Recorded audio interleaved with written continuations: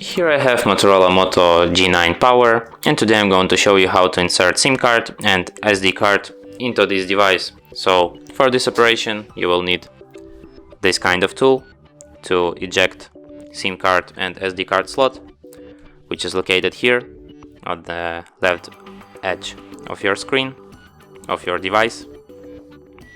So what you have to do is to just put this tool inside the hole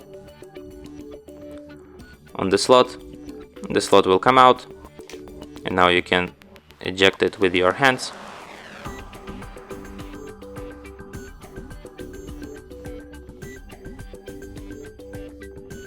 And here you have to put your SD card and next to it your SIM card, and then put it back into your device, just like this.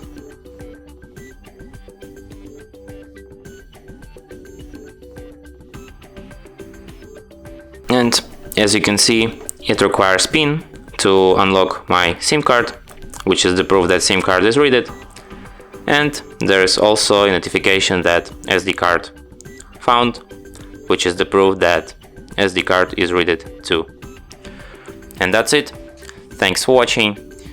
If you find this tutorial useful, don't forget to hit that like button and subscribe to our channel.